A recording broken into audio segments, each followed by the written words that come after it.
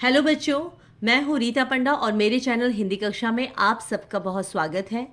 बच्चों, आज हम शुरू करने जा रहे हैं आपकी हिंदी पाठ्य पुस्तक बसंत भाग 3 का पहला पाठ ध्वनि। बच्चों, हमारा यह पाठ एक काव्य रचना यानी कि एक कविता है। यह एक बहुत ही प्रसिद्ध और उत्साहवर्धक कविता है जिसके रचनाकार हैं जाने माने छायावादी कवि सूर्यकांत त्रिपाठी निराला जी। तो आज की इस वीडियो में हम सबसे पहले इस पाठ में आने वाले सभी कठिन शब्दों के अर्थ को समझेंगे और साथ ही उन शब्दों से वाक्य बनाना सीखेंगे। तो आप इस वीडियो को बड़े ही ध्यान से और शुरू से अंत तक पूरा ज़रूर देखिएगा और मेरी सारी वीडियोस और उनके नोटिफिकेशन आपको टाइम टू टाइम मिलते रहें, इसके लिए चैनल को सब्सक्राइब और बेल आइकन के बटन को प्रेस ज़रूर कर लीजिए।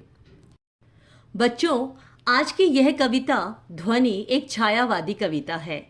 छायावाद क्या है इसके बारे में मैं आपको नेक्स्ट वीडियो में समझाऊंगी जब हम इस कविता की व्याख्या के बारे में पढ़ेंगे। लेकिन अभी हम कठिन शब्दों की बात कर रहे हैं, तो आप यह याद रखिए कि छायावादी रचनाओं की चाहे गद्य हो या पद्य हो, उनकी ये एक विशेषता रही है कि इनमें तत्सम शब्दों का बहुत अधिक प्रयोग देखने को मिलता है। और जैसा कि यह कविता भी छायावादी कविता है, इसीलिए इस कविता में भी कई तत्सम शब्दों का प्रयोग हुआ है। तो तत्सम शब्द क्या होते हैं, आइए इसके बारे में थोड़ा सा जान लेते हैं। बच्चों, शब्दों के बारे में जानने और समझने के लिए हिंदी भाषा में जो शब्द आते हैं उनका वर्गीकरण 4 आधारों पर किया गया है। पहला उत्पत्ति के आधार पर, दूसरा बनावट या रचना के आधार पर, तीसरा प्रयोग के आधार पर और चौथा अर्थ के आधार पर। जिनमें से हिंदी भाषा में उत्पत्ति के आधार पर यानी कि हिंदी शब्दों को उनके उद्भव, उनके जन्म या स्रोत के आधार पर यानी बेस्ड ऑन ओरिजिन पर उन्हें 4 भागों में बांटा गया है, जो है तत्सम शब्द, तद्भव शब्द, देशज शब्द और विदेशज शब्द। बच्चों, अब तत्सम शब्द क्या होते हैं? आप सभी जानते होंगे कि संस्कृत भाषा को हिंदी की जननी भी कहा जाता है, क्योंकि हिंदी भाषा का जन्म और उसका विकास संस्कृत भाषा से हुआ है। इसीलिए हिंदी भाषा में हमें अनेक संस्कृत शब्दों का प्रयोग देखने को मिलता है। बच्चों, तो वे संस्कृत शब्द जो अपने मूल रूप में या बिना किसी परिवर्तन या बदलाव के हिंदी भाषा में प्रयुक्त होते हैं, उन्हें हम तत्सम शब्द कहते हैं। आप बस इतना याद रखिए कि हिंदी भाषा में जो संस्कृत शब्द आते हैं वे तत्सम शब्द होते हैं, जैसे सूर्य, रात्रि, सत्य, हस्त, सर्प, वानर, मुख, अग्नि, क्षेत्र, वायु आदि तत्सम शब्द हैं। दूसरा, तद्भव शब्द। बच्चों, संस्कृत के वे शब्द जो थोड़े से रूप परिवर्तन या बदलाव के साथ हिंदी भाषा में प्रयोग किए जाते हैं उन्हें तद्भव शब्द कहते हैं, जैसे कि सूरज, रात, सच, हाथ, सांप, बंदर, मुंह, आँख, खेत आदि शब्द तद्भव शब्द हैं। बच्चों, अब आप देखिए कि सूरज शब्द सूर्य शब्द से बना है, तो जब आप सूर्य शब्द को देखें तो याद रखिए कि यह तत्सम शब्द है, यानी यह संस्कृत शब्द है जो अपने मूल रूप में है। और जब आप सूरज शब्द को देखें तो समझ जाइए कि यह तद्भव शब्द है जो संस्कृत के सूर्य शब्द से बना है। इसी प्रकार आप दूसरे उदाहरणों को देखिए, जैसे कि रात्रि से रात शब्द बना है, सत्य से सच, हस्त से हाथ, सर्प से सांप, वानर से बंदर, मुख से मुंह, अग्नि से आग और क्षेत्र से खेत शब्द बना है। तीसरा, देशज शब्द। बच्चों, हमारे देश के अलग अलग प्रांतों के क्षेत्रीय प्रभाव और आम बोलचाल की भाषा से विकसित होकर जो शब्द हिंदी भाषा में आ गए हैं उन्हें देशज शब्द कहते हैं, जैसे कि खिड़की, डिबिया, खटखटाना, थैला, गाड़ी, पगड़ी आदि शब्द देशज शब्द हैं। चौथा, विदेशज शब्द। बच्चों, विदेशी जातियों के संपर्क में आने से उनकी भाषा के भी बहुत से शब्द हिंदी में प्रयुक्त होने लगे हैं, तो विदेशी भाषाओं से हिंदी में आने वाले शब्दों को विदेशज या विदेशी शब्द कहते हैं। इन विदेशी भाषाओं में मुख्य रूप से अरबी, फारसी, तुर्की, अंग्रेजी व पुर्तगाली शब्द शामिल हैं। जैसे कि अंग्रेजी भाषा के car, train, ticket, doctor, school, police आदि शब्द। अरबी भाषा के अमीर, इनाम, आदमी, खबर, किताब, दवा आदि शब्द। फारसी भाषा के आराम, आईना, चादर, शादी, आसान, वकील आदि शब्द। तो बच्चों, ये थे उत्पत्ति के आधार पर चारों भेद: तत्सम, तद्भव, देशज और विदेशज। तो इन भेदों को जानने के बाद अब आप आसानी से इनकी पहचान कर पाएंगे। तो आइए अब एक एक करके कविता में आए सभी कठिन शब्दों के बारे में पढ़ते हैं। बच्चों, पहला शब्द है ध्वनि, जो हमारी इस कविता का शीर्षक भी है। ध्वनि का अर्थ होता है आवाज, यानी कोई भी स्वर जो हम अपने कानों से सुन सकते हैं। इसके अलावा किसी वाद्य यंत्र यानी म्यूजिकल इंस्ट्रूमेंट से उत्पन्न होने वाले स्वर को भी ध्वनि कहते हैं। इसके अलावा गुणार्थ यानी छिपा हुआ अर्थ और व्यंग्यार्थ यानी व्यंग के अर्थ में ध्वनि शब्द का प्रयोग भी किया जाता है। बच्चों, गुणार्थ और व्यंग्यार्थ इन दोनों अर्थों का संबंध साहित्य से है।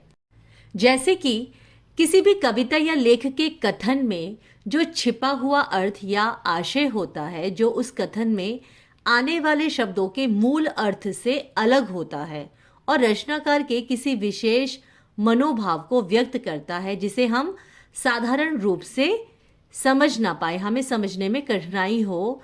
जैसे लेखक ने जो लिखा है उससे कुछ विशेष कहना चाहता है, उसे ही गुणार्थ कहते हैं।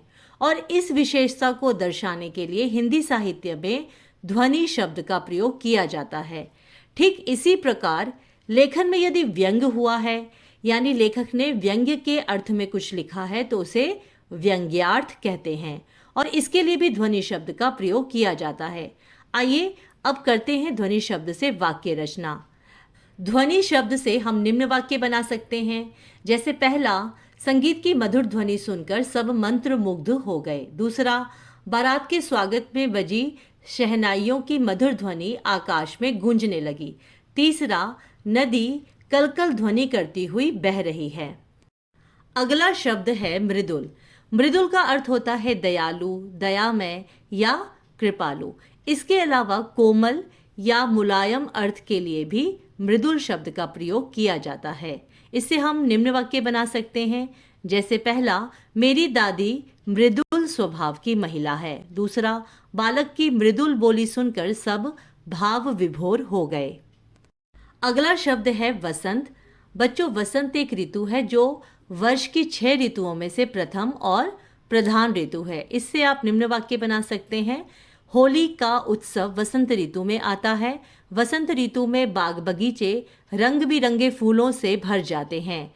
वसंत ऋतु में सारी प्रकृति प्राणवान हो जाती है। अगला शब्द पात। पात का अर्थ होता है वृक्ष का पत्ता। इससे आप निम्न वाक्य बना सकते हैं। पतझड़ के कारण यह पेड़ पात विहीन हो गया है। मेरी दादी माँ विभिन्न घास पात को कूट कर कई प्रकार की औषधि बनाती है। वसंत के आगमन से सब तरु हरे हरे पात से भर गए हैं। अगला शब्द गात। गात का अर्थ होता है शरीर, काया, देह या तन। इससे आप निम्न वाक्य बना सकते हैं। जैसे, यह बालक अभी कोमल गात वाला है। मनुष्य को अपने क्षणभंगुर गात पर अभिमान नहीं करना चाहिए। नन्हे पौधे का कोमल गात आंधी की मार को सह नहीं पाया। अगला शब्द है स्वप्न। स्वप्न का अर्थ होता है नींद में अवचेतन मन की कल्पना, सपना या ख्वाब। इसके अलावा किसी बड़े कार्य की योजना या विचार के लिए भी स्वप्न शब्द का प्रयोग किया जाता है। इससे निम्न वाक्य बनाए जा सकते हैं। कल रात को मैंने बड़ा विचित्र स्वप्न देखा। मेरा स्वप्न है कि मैं एक अध्यापक बनूं। केवल स्वप्न देखने से मनोरथ पूरे नहीं होते। कठोर परिश्रम से हम अपने प्रत्येक स्वप्न को पूरा कर सकते हैं। अगला शब्द है कर। कर का अर्थ होता है हाथ। इससे आप निम्न वाक्य बना सकते हैं। माँ के कोमल कर स्पर्श से सोया बालक प्रसन्नता पूर्वक जाग गया। मेरी छोटी बहन के कर अत्यंत कोमल और सुंदर हैं। इस स्कूल का उद्घाटन मुख्यमंत्री के कर कमलों से हुआ है। अगला शब्द निद्रित। निद्रित का अर्थ होता है जो सोया हो या निद्रा अर्थात नींद में डूबा हो। इससे आप निम्न वाक्य बना सकते हैं, वसंत ऋतु के आने से सारी प्रकृति निद्रित अवस्था से जाग उठती है। रोहन अभी निद्रित अवस्था में है। तुम निद्रित अवस्था में क्या बड़बड़ा रहे थे? अगला शब्द प्रत्यूष। प्रत्यूष का अर्थ होता है सूर्य। इसके अलावा दिन निकलने का समय यानी कि भोर, प्रभात, सवेरा, प्रातः काल, इनके लिए भी प्रत्युष शब्द का प्रयोग किया जाता है। इससे आप निम्न वाक्य बना सकते हैं, शीतकालीन प्रत्युष वेला अत्यंत मनोहारी होती है। प्रत्युष अपने प्रकाश से चारों दिशाओं को प्रकाशित कर देता है। अगला शब्द मनोहर। मनोहर का अर्थ होता है मन हरने वाला, यानी कि चित्त को आकर्षित करने वाला, सुंदर या मनोज्ञ। इससे आप निम्न वाक्य बना सकते हैं, प्राकृतिक दृश्य बहुत मनोहर होते हैं। उसका व्यक्तित्व सचमुच बहुत मनोहर है। बालक की मनोहर मुस्कान को देखकर सब प्रसन्न हो गए। अगला शब्द है पुष्प। आप सभी जानते हैं पुष्प का अर्थ होता है फूल, सुमन या कुसुम, जो कि पौधे का एक भाग होता है। इससे आप निम्न वाक्य बना सकते हैं, तितलियां पराग को एक पुष्प से दूसरे पुष्प तक ले जाती हैं। मीरा पूजा के लिए पुष्प लाने गई है। बाग में रंग बिरंगे पुष्प देखकर मन प्रसन्न हो गया। वसंत ऋतु में भिन्न भिन्न प्रकार के पुष्प देखने को मिलते हैं। अगला शब्द है तंद्रालस। तंद्रालस का अर्थ होता है हल्की नींद या थकान के कारण होने वाला आलस्य। इससे आप निम्न वाक्य बना सकते हैं, राम को देखकर लग रहा है कि उसे तंद्रालस ने घेर रखा है। वह तंद्रालस से आकुल हो रही है। सूर्योदय होने से प्रकृति का सारा तंद्रालस समाप्त होने लगता है। परीक्षा के विषय में सुनते ही मेरा सारा तंद्रालस क्षण भर में नष्ट हो गया। अगला शब्द है लालसा।